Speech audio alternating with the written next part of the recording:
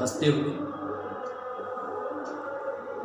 तो कुछ बातें हैं जो मैं चाह रहा हूँ कि आप लोगों से करूँ।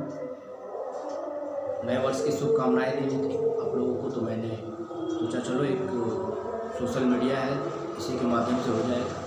तो इसी प्लेटफॉर्म के माध्यम से मैं आपको देना चाहता हूँ। आप सभी जान रहे हैं कि इस संस्था का नाम APJ कलाम कोचिंग सेंटर है, और इस संस्था का एक अपना नारा है, कॉन्सेप्ट क्लियर तो रिजल्ट क्लियर। इस संस्था ने अपना एक नारा लेकर चला है, यानी एक सोच लेकर चला है कि पढ़ाते तो सभी हैं, परंतु पढ़ाने के लिए हम लोग कॉन्सेप्ट को क्लियर करेंगे, कॉन्सेप्चुअल पढ़ेंगे, अनकॉन्सेप्चुअल नहीं पढ़ेंगे, कॉन्सेप्ट के साथ पढ़ेंगे। इसीलिए इस संस्था के हर पेपर में, बैनर में, कहीं भी लिखा होता है कॉन्सेप्ट क्लियर तो रिजल्ट क्लियर। आप सभी जानते हैं, आप सब जुड़े हुए हैं। आप लोगों से जल्दी मैं बात कर लूँ, क्योंकि मुझे भी थोड़ा ठीक नहीं लग रहा था। आप लोगों के बीच में, आप लोग आज क्लास बंद है तो थे नहीं, तो लगा चलो इसी के माध्यम से विश कर ले सारे बच्चों को, और थोड़ा इंटरटेन कर ले, तो फिर सारा दिन अच्छा गुजरेगा। तो बात ये है कि 1 जनवरी 2022 आज का दिन है, और हम लोग सेलिब्रेट भी कर रहे हैं। और 31 दिसंबर 2021 कल था, जो मिडनाइट को ख़त्म हो गया। अब हम लोग 1 जनवरी 2022 यानी 1 जनवरी 2022 में एंट्री कर चुके हैं, और हम सब कामना कर रहे हैं, पूरे वर्ल्ड की बात कर रहा हूँ, भारत की नहीं, पूरे वर्ल्ड की बात कर रहा हूँ कि 2022 बेहतर से गुजरे। और लगभग 3 साल से हमारे बीच, कुछ दिनों से 3 साल मान लीजिए, 2-2.5 साल हो गया, तीसरी बार क्या आ रही है। कोरोना एक बीमारी हम लोगों को परेशान कर रहा है, वर्ल्ड लेवल की बीमारियां हैं, भारत की नहीं है। तो इससे सतर्क भी रहना है, गाइडलाइन जो भी भारत सरकार देती है उसको पूरा करना है हम लोगों को, और उसको पूरा कर करके आप लोग बेहतर रहिए गाइडलाइन को। अब आते हैं बात मुद्दे की। दोस्त, ऐसा है कि 2021 गुजर गया। 2021 जो गुजरा उसमें हमने क्या पाया? कभी आप अपने आप से क्वेश्चन करें। आपको क्वेश्चन करना चाहिए कि 2021 जो गुजरा उसमें हमने क्या पाया। आखिर 2022 जो हम सेलिब्रेट कर रहे हैं, तो किसी चीज़ को मिलना, किसी भी चीज़ का, किसी भी इंसान को जब मिल जाता है तभी वो सेलिब्रेट करता है। हम सब सेलिब्रेट कर रहे हैं। सेलिब्रेट करने का उद्देश्य क्या है? सेलिब्रेट करने का कोई उद्देश्य है क्या? नए साल जीवन में आएंगे इसलिए हम सेलिब्रेट करेंगे? नए वर्ष आएंगे इसलिए सेलिब्रेट करेंगे क्या? नए वर्ष हमारे देश में अनेक धर्म के पालन करने वाले, मुस्लिम है, हिंदू है, अगर उनसे पूछा जाए तो उनके धार्मिक अनुसार उनकी सेलिब्रेशन साल जो होती, वर्ष जो होती है, ये 1 जनवरी नहीं है, फिर भी हम लोग सेलिब्रेट करते हैं। वजह ईसाइयों का है, अंग्रेजों का है, उसको हम लोग फॉलो किए। इंटरनेशनल फेस्टिवल है, चलिए कोई बात नहीं, सेलिब्रेशन करनी चाहिए, भाग लेनी चाहिए, उससे कोई आपत्ति नहीं है। आपत्ति यहाँ है कि हम जिस चीज़ को सेलिब्रेट कर रहे हैं उसका कारण क्या है? हम सेलिब्रेट क्यों कर रहे हैं? हम किसी से गला क्यों मिल रहे हैं? हम किसी से हाथ क्यों मिला रहे हैं? हम किसी सामान को क्यों खरीद रहे हैं? हम किसी को कोई सामान क्यों दे रहे हैं? बात ये है, सेलिब्रेशन का कहीं ना कहीं कोई कारण होता है। हमारा सेलिब्रेशन का कारण क्या है? अगर हमें नहीं पता है तो आज इसी वीडियो के माध्यम से, इसी के लिए मैं आप लोगों के बीच में आया। तो आज 1 जनवरी 2022 को हम सब मिलकर अपने आप में एक वचन देंगे, अपने आप को खुद से वचन लेंगे कि 2022 पूरी मेहनत के साथ, जुनूनियत के साथ, ईमानदारी के साथ, समय की बिना बर्बादी के साथ सदुपयोग, समय की सदुपयोग करते हुए इसी 1 जनवरी 2023 को अपने जीवन का सक्सेस की कहानियों को लिखकर उसे हम सेलिब्रेशन करेंगे। ये अगर आप तय कर लेते हैं कि आने वाला 1 वर्ष मैं जी तोड़ मेहनत करूँगा, रात को रात नहीं, दिन को दिन नहीं समझूंगा, अपने आप को झोंक दूंगा 1 वर्ष पूरा, और आने वाले 1 जनवरी जो होगा तो मैं 5 लोग मिलकर पार्टियां नहीं सेलिब्रेट करेंगे, अपनी पूरी फैमिली को मिलकर सेलिब्रेट करेंगे और वो सेलिब्रेशन हमारी ज़िंदगी की कामयाबी हो, तब जीवन में मजा है मेरे दोस्त। वरना ये सेलिब्रेशन किस काम की, कोई काम की नहीं। आप कुछ अच्छे भोजन खा लोगे, कुछ नए वस्त्र पहन लोगे, उससे क्या हो जाएगा? आपके जीवन में कोई बदलाव आ जाएगा, या हमारे जीवन में कोई बदलाव आ जाएगा, या पूरे वर्ल्ड के जीवन में बदलाव आ जाएगा? नहीं, वर्ल्ड के जीवन में भी बदलाव नहीं आएगा, पूरे वर्ल्ड में भी नहीं आएगा, किसी के जीवन में बदलाव तभी आता है जब आपकी कदम पे कामयाबी चूम लेती है, आप उस हिमालय की पर्वत को चढ़ जाते हैं बिना किसी भी जितनी भी अवधारणाएं आती है, जितने भी बाधाएं आती हैं, सभी को तोड़ते हुए हम आगे बढ़ जाते हैं, हिमालय के पर्वतों को छू देते हैं और वहाँ हम अपने झंडे को गाड़ देते हैं, अपनी कामयाबी दिखा देते हैं। यही हमारी कामयाबी है और यही हमारी सेलिब्रेशन का मौका होता है। तो सेलिब्रेट का एक मकसद होता है, इसलिए सेलिब्रेशन का आज 1 जनवरी 2022 को हम सब मिलकर अपने आप से, अपने आत्मा से, अपने परिवारों से, अपने फैमिलियों से, अपने अंदर हृदय से, खुद से एक वचन देंगे कि आने वाला 2023 1 जनवरी 2023 में अगर हम जीवित रहेंगे तब पुनः हम सेलिब्रेट करेंगे, लेकिन वो जनवरी हमारा जनवरी नहीं होगा, वो हमारी कामयाबी का दिन होगा। सेलिब्रेशन इसका नाम है। तो आप सब मिलकर इसकी अपने आप में वचन लीजिए। अब कुछ बातें करते हैं पढ़ाई लिखाई की जल्दी में। पढ़ने का कुछ तरीका होता है, उसको फॉलो करना बहुत ज़रूरी है। पढ़ने का तरीका जैसे मैं आपको बताऊं कि अगर मान लिया जाए कि आप मेरे यहाँ आए, मैंने आपको मछली खिलाया, आप बोले कि बहुत मज़ा मिला, मछली बहुत अच्छा लगा, बहुत टेस्टी था। आप फ़ोन करके बोलते हैं कि मुझे जो मछली खिलाया हो ना, वही मछली 1 केजी चाहिए, लेकिन मैं आपको वो मछली नहीं देता हूँ। आप नाराज़ हो जाएंगे, उदास हो जाएंगे कि एक मछली मांगे तो नहीं है। परंतु मैं आपको मछली ना दे करके मैं आपको तालाब दिखा दे रहा हूँ कि आप तालाब देखो, कहाँ से मैं मछली लेता हूँ। तो बताइए आपको 1 केजी या 1 पीस मछली अच्छा है या तालाब दिखा दूँ वो अच्छा है? तो वही चीज़ें हैं। और तालाब के पास जाने के बाद अगर आपको तालाब के किनारे ही मछली मिल जाता है तो क्या तालाब के बीचों बीच में जाने की जरूरत है? नहीं। मछली की प्राप्ति करनी है, मछली तालाब के किनारे है, गए, हाथ लगाए, मिला, चल दिए, घर में आए, फ्राई किए, खा लिए, बात खत्म। यही तो था। लेकिन मछली किनारे है, बीच में गोता लगाने गए, समय की बर्बादी किए, बीच में गोता लगाए, वहां से भी एक मछली लिए, पुनः घर पे आए, बनाए, फ्राई किए, खाए, खत्म। परंतु समय किस में ज्यादा बर्बाद? यही चीजें मैं समझाने की कोशिश कर रहा हूं। अतः कब तक पढ़ते रहिएगा? कब तक? अगर आपको एक सर्चर बनना है, अगर आपको सर्च विभाग में जाना है, अगर आपको सर्च विभाग में जाना है तो अथाह पढ़िए। लेकिन अगर आपको कोई एग्जाम को क्रैक करना है, चाहे वो 10th का हो, चाहे वो इंटर का हो, चाहे वो ग्रेजुएशन का हो, तो एग्जाम को क्रैक करने के लिए आपको बहुत ज़्यादा नहीं पढ़ना पड़ता है। पढ़ना बहुत है, लेकिन आपको उन चीज़ों को पढ़ना है जहाँ से क्वेश्चन निकल कर आते हैं। जिस टॉपिक से क्वेश्चन निकल कर आ रहा उसको पढ़िए। फालतू को पूरा क्यों पढ़ रहे हैं? बहुत सारे बच्चे होते हैं कि इस पेपर लेकर के पूरा रट्टा मार रहे हैं, लगे हुए हैं, ये क्वेश्चन लगे हुए हैं, और पता चला कि जो रटे उसमें से मात्र 2-3 आया, बैठ करके रो रहे। तो पढ़ने का सबसे पहला एक तरीका होता है कि आपको ये सिलेक्ट करना पड़ेगा कि पूरे बुक्स को पढ़ें या बुक्स पूरे पढ़ने के बाद में हम उन सब्जेक्ट, उन टॉपिक या उन पॉइंट्स को हम क्लियर कर लें जहाँ से क्वेश्चन निकलते हैं।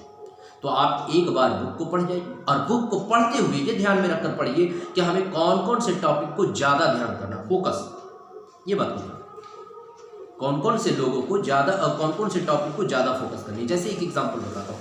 मान लीजिए आपके घर में कोई पार्टी चल रही है, आपने पूरी गांव को इनविटेशन दिया, गांव के लोग आए, लेकिन आपका ध्यान ये होता है कि उस गांव में फिर आप एक वर्ड इस्तेमाल करते हैं कि चीफ गेस्ट आया है, कोई मुख्य अतिथि आया है, और उसके लिए कमरे अलग होते हैं, उसके लिए भोजन व्यवस्था अलग होता है, उनके लिए सारा समाधान, सारी व्यवस्थाएं अलग होती है। गेस्ट तो सब है भाई, जितने भी लोग आए सब गेस्ट थे, लेकिन किसी ने चीफ गेस्ट बन गया। इसका कारण क्या है?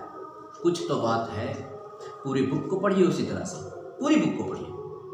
लेकिन बुक से उन टॉपिक को आप सिलेक्टेड करते जाइए जहां से हमेशा क्वेश्चन पूछा जाता है। और ये बताएगा कौन? ये आपको वही बताएगा जो टीचर क्वेश्चन के पैटर्न को देख रहे हैं, जो टीचर आपके साथ जुड़े हुए हैं बेहतर तरीके से, या फिर उसी बच्चे को पकड़ होगा जो क्वेश्चन पैटर्न को पहचानने के लिए कोशिश कर रहा है। जो कोशिश नहीं कर रहा है कि पहचानना कैसे है, सिर्फ बीवीडी उठाया, रट्टा मारना शुरू किया, वो सफल नहीं होगा, उसके नंबर्स नहीं आएंगे। और आ भी गए तो जीवन में असफल होगा, क्योंकि एक जगह कहीं पे मिल जाएगा, बाकी जगह तो आप फेल कर जाइएगा। इसलिए पढ़ने के लिए सबसे पहला काम होता है इसको पहचानना। दूसरी चीजें, इसी पढ़ाई से रिलेटेड दूसरी चीजें क्या है, जैसे मान लीजिए कि आपसे एक सवाल आता है, क्वेश्चन आता है कि चावल का उत्पादन एवं वितरण की व्याख्या करें। कई क्वेश्चन हो सकते हैं, कोयला पे हो सकते हैं, पेट्रोलियम पे हो सकते हैं, जल संसाधन पे हो सकते हैं, रेल परिवहन पे हो सकते हैं, सड़क परिवहन पे हो सकते हैं, XYZ कई क्वेश्चन हो सकते हैं, आ सकते हैं, और आपकी बुक में वो क्वेश्चन दिया हुआ है। अब जो टीचर होगा वो बुक को पढ़ेगा या पढ़ाएगा, पढ़ाने के बाद में बुक्स में जो क्वेश्चन होगा उसको आपके कॉपी में लिखा दिया, आपने क्वेश्चन भी लिख लिया, एग्जाम के टाइम में आप उसको रट्टा मार रहे हैं, रिपीट कर रहे हैं, और क्वेश्चन कहीं उल्टा आता है। क्वेश्चन उल्टा क्या आता है? क्वेश्चन उल्टा आएगा, आपसे सीधा उल्टा आएगा। वो क्वेश्चन जो लिखाया गया बुक में वो क्वेश्चन है ही नहीं। बुक में जो क्वेश्चन है वो बोर्ड में आया ही नहीं, टॉपिक से आ रहा है। चावल एक टॉपिक है और उसी टॉपिक से एक क्वेश्चन बिहार बोर्ड ने सिलेक्ट किया, बिहार सरकार ने सिलेक्ट किया, बिहार की जो संस्थाएं हैं, एजुकेशन संस्थाएं जो क्वेश्चन को तैयार करती है, वो एक चावल के टॉपिक को क्लियर किया और उस टॉपिक से एक नए क्वेश्चन को अपने अनुसार बनाया और आपके बीच में फेंक दिया। अब तो पता चला कि आपको जो टीचर क्वेश्चन लिखाया था वो तो बाउंस कर गया, वो फ्लॉप कर गया, वो बेकार हो गया, और आप बैठ कर रो रहे हैं कि हमें तो लिखाया ही नहीं गया। तो क्या आपके किताब में वो टॉपिक नहीं था? था। तो पता ही नहीं चला कि पढ़ेंगे क्या और छोड़ेंगे क्या। तो आप जो भी पढ़ते हैं, जैसे चावल, तो चावल को पूरी तरह से बेहतर से पढ़ जाइए और उसके बाद आप बैठ के उस पर चिंतन कीजिए कि चावल से कितने प्रकार की क्वेश्चन बन सकते हैं, उतने प्रकार के क्वेश्चन को बना डालिए। जैसे चावल का उत्पादन एवं वितरण की व्याख्या, चावल के उत्पादन में कमी क्यों हो सकती है, चावल के लिए तापमान क्यों आवश्यक है, चावल उत्पादन के लिए वर्षा की आवश्यकता क्यों है, चावल जलोढ़ मिट्टी में ही क्यों होता है, ये सारी क्वेश्चंस, सारी चीजें आप पढ़ डालिए। उससे अनेक क्वेश्चन बना डालिए आप, जितनी तरह की, मतलब आप जब पढ़ते हैं ना किसी टॉपिक को, जस्ट लाइक आप CBI की कोशिश कीजिए कि हम एक CID वाले काम में CBI है और हमें इससे वो क्वेश्चन निकाल लेना है जो इसके अंदर छुपा बैठा है। बिहार बोर्ड क्या कर रही है, बुक जो प्रकाशन है वो क्या कर रहा है, वो उसमें 2-4 सीमित क्वेश्चन दे रहा है। चोर कभी भी पुलिस को पूरी बात नहीं बताता, वो ऊपर ऊपर की बात बताता है जिसमें वो कहीं पकड़ाने की कोशिश नहीं करता है, पुलिस पकड़ कर लाया, वो वही बात बताता है जहां तक उसको मालूम होता है कि इन बात को बताने के बाद मैं अरेस्ट नहीं, गिरफ्तार नहीं हो सकूंगा, मैं छूट जाऊंगा। लेकिन पुलिस फिर क्या करता है, उस पर कई क्वेश्चन, जिसको काउंटर क्वेश्चन कहते हैं, क्वेश्चन के ऊपर से निकालना एक क्वेश्चन और उसको पूछना कि आपने ऐसा बोला तो आप उस समय तो ऐसा काम कर रहे थे, इससे थोड़ी देर पहले बोलेंगे। वो ऑटोमेटिक चोर खुद ब खुद फंस जाता है, जो भी होता है वो फंस जाता है। तो आप जिस टॉपिक को पढ़ते हैं ना, उसको बस उसी लाइक से पढ़िए जिस तरह से आपको एकदम CBI की तरह नजर रखना होगा कि इससे कितने प्रकार के क्वेश्चन छुपे हुए हैं, छुपा हुआ क्वेश्चन। और जब छुपा हुआ क्वेश्चन आप निकालने सीख जाएंगे ना, तो आपका कोई भी एग्जाम, वर्ल्ड का कोई भी एग्जाम आपके लिए इजी हो जाएगा, बहुत इजी हो जाएगा, ये गारंटी है, मैं एक्सपीरियंस के नाते बता रहा हूँ। अब आइए कुछ बातें और भी, ये तो एग्जाम से रिलेटेड हो गया। सारे बच्चे अपना मेहनत कीजिएगा, समय कम है, 1 महीना समय है, 1 महीना मेहनत अपनी जी तोड़ कर कीजिए। जहाँ है, जिस जगह है, कोचिंग जाते हैं, कोचिंग में सवाल कीजिए, किसी तरह का क्वेश्चन है टीचर से पूछिए, टीचर आपको हेल्प करेंगे। अगर टीचर हेल्प नहीं कर रहे हैं, घर पे तैयारी कीजिए, घर पे अगर तैयारी कर रहे हैं ग्रुप बनाकर तैयारी कीजिए, जैसे भी कर रहे हैं आप पूरी तरह से मेहनत कीजिए, आप कीजिए। बाकी समाज में कुछ बच्चे होते हैं जो नादान होते हैं, अक्लमंद नहीं होते, उनको अक्लमंद नहीं कहा जाएगा। 12 के बच्चे को बहुत ज़्यादा अकल नहीं होता है, वो थाउट नहीं होता है, इसलिए उसे बहुत एक्सपीरियंस या अकल वाले नहीं कहे जाएंगे। तो ऐसे स्थिति में वही बता रहा हूँ कि कुछ बच्चे नादान होते हैं और नादान होने का 2 कारण होता है। पहला कारण ये होता है कि उनके माँ बाप उनकी सही से परवरिश नहीं कर सके, पहला ये कारण। दूसरा कारण ये होगा कि जहाँ वो पढ़े उनको सही से गुरु नहीं मिला जो उनको सिखा सके कि राइट रॉन्ग रिस्पेक्ट क्या है, ये उनको सिखा नहीं सके, इसलिए वो बच्चे बिगड़ गए। तो ऐसे भी होते हैं, हर इंस्टीट्यूट में होते हैं, हर संस्था में होते हैं, कुछ बच्चे मिलते ही मिलते हैं, 100 में से 2 4 5 ऐसे नालायक लोग समाज में होते हैं, बिल्कुल होते हैं। आप एक पेड़ लगाओ तो पेड़ में जितने भी फल आएंगे सारे फल तो सही नहीं होंगे, कुछ फल सड़े हुए भी होते हैं। उसी तरह से है क्लासरूम या समाज या घर या परिवार, परिवार में भी 1-2 बंदा बेकार निकलेगा, बेकार का मतलब बदमाश निकलेगा, समाज में भी 1-2 लोग नालायक निकलेंगे, क्लास में भी 1-2 लोग नालायक निकलेंगे। तो उन लोगों से जो इस तरह की हरकतें करते हैं उनसे मेरी मैसेज है कि भाई आपकी जीवन इंटर तक सीमित नहीं है या मैट्रिक तक सीमित नहीं है या इस क्लास या कहीं भी पढ़ते हैं वहाँ तक सीमित नहीं है। आप जहाँ जाते हैं पढ़ने वहाँ अपने आप को पैसेंस रखिए। टीचर इतना गधा नहीं होता है कि आपको बातों को समझता नहीं है। आप अपने आप को अगर बहुत बड़ा तुर्रम खान या तीसमार खान समझते हैं तो ये आपकी गलतफहमी है, आप इसको सुधारिए। अन्यथा जीवन में कई ऐसे मोड़ आएंगे जो आपसे बड़े तुर्रम खान खड़े होंगे और वहाँ पर आप जरा सा भी अकड़ दिखाइएगा तो उठाकर कबाड़ कर फेंक देगा वो। क्योंकि अक्सर घास कभी आंधियों से बिखरता नहीं है, बिखरता तो ताड़ और पेड़ का खजूर ही बिखरता है, क्योंकि उनके अंदर झुकने की कोई आदत नहीं होती। इसीलिए कवि ने भी कहा बड़ा हुआ तो क्या हुआ, जैसे पेड़ खजूर, पंक्ति को छाया लगे नहीं फल लगे अति दूर, वो चीज़ मत करिए, झुकने सीखिए। यही। अब आइए कुछ बातें और भी। आप लोग सारे बच्चे इस संस्था का नाम जानते हैं, APJ कलाम कोचिंग सेंटर है, और इस संस्था ने अपना एक प्रयास किया है कि बच्चों के लिए क्या कर सके। तो उसके लिए एक छोटा सा नारा जिसका कोशिश होता है कॉन्सेप्ट क्लियर तो रिजल्ट क्लियर, यही नारा चलता है हम लोग, हर पेपर में होता है, बैनर में भी डाले जाते हैं, जहाँ भी हमारी कोचिंग की नाम होती है वहाँ सबसे ऊपर यही लिखा हुआ होता है कॉन्सेप्ट क्लियर तो रिजल्ट क्लियर, क्योंकि कॉन्सेप्चुअल पढ़नी चाहिए, मेरा मानना है। कॉन्सेप्चुअल पढ़ने से कोई भी क्वेश्चन नहीं छूटता है, तो कॉन्सेप्चुअल पढ़ना चाहिए। अब आ जाइए बात करते हैं कुछ फैकल्टी के बारे में। मैं मुख्य रूप से 10th हो या 12th हो, मैं मुख्य रूप से आर्ट्स का ही क्लास लेता हूँ। तो अब यहाँ पे 10th तो ठीक है, लेकिन 12th में जो लोग घर पे बैठे होते हैं और ये कहा जाता है कि आर्ट्स घर पे बैठ के तैयारी हो जाए, ऐसा गलत है, बिल्कुल मत मानिए उनकी बात, क्योंकि आपको फंसा देगा। इसके कई कारण हो सकते हैं, या क्योंकि उस बंदे को पता नहीं है जिसने ये बोला। आप नंबर तो ले आइएगा, मुझे मालूम है रट कर ले आइएगा, लेकिन नॉलेज कहाँ से लेंगे, नहीं हो पाएगा, पहली चीज़। दूसरी चीज़ें, जो भारत का सबसे टफ एग्जाम है, जो सबसे हार्ड एग्जाम है, जो सबसे कड़ी एग्जाम मानी जाती है, वो है UPSC, और उसमें जो क्वेश्चंस आते हैं ज़्यादातर आर्ट्स के क्वेश्चन होते हैं। आप उठा करके देख लीजिए सिलेबस, मेंस का देख लीजिए उसका, या PT का देख लीजिए, किसी का भी देख लीजिए। PT में तो खैर मिक्स आते हैं, लेकिन मेंस में आप उठा करके देख लीजिए, अच्छे खासे क्वेश्चंस मिलेंगे आपको। तो आर्ट्स को ज़्यादा फोकस किया जाता है UPSC में। अब सवाल यह आता है कि अगर यह सब्जेक्ट इतना आसान है तो क्या UPSC संस्था इतनी पागल है जो इस सब्जेक्ट को रखे हुए है? अब आपको मैं एक तर्क बताता हूँ ताकि आपके दिमाग का भ्रम टूट जाए। मैंने अपने जीवन में अब तक अपने जीवन में मैंने कभी भी साइंस का क्वेश्चन ऐसा नहीं देखा कि न्यूटन की गति का नियम पर अपना विचार दे, मैंने आज तक नहीं देखा। ना तो न्यूटन के बारे में ऐसा आया है, ना उत्प्लावन बल के बारे में आया है, ना गैलीलियो के बारे में आया है, ना वाटरमेलन, किसी भी साइंटिस्ट के द्वारा खोजे गए चीज़ों पर, किसी भी टॉपिक पर साइंस से ऐसा कभी क्वेश्चन नहीं आया कि उस पर अपना विचार व्यक्त करें। लेकिन सोचिए कि अशोक, अब आइए आर्ट्स के क्षेत्र में, एक व्यक्ति है अशोक का इज द ग्रेट।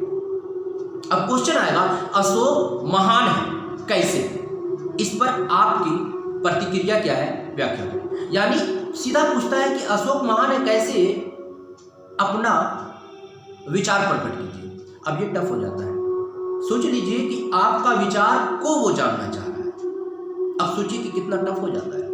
यानी ये चीज पता चला कि आर्ट्स में क्वेश्चन पूछने का कोई लेवल नहीं है, वो आपका विचार भी जान लेगा, लेकिन साइंस में एक लेवल है, उस लेवल से ऊपर नहीं उठता है, उस लेवल से कोई ऊपर नहीं उठता है। साइंस का मैं क्वेश्चन इंटर तक देखा हूँ, उसके ऊपर नहीं जाता है। 10th में तो देखता हूँ, इंटर का भी देखा हूँ, लेवल से ऊपर नहीं जाता है। किंतु परंतु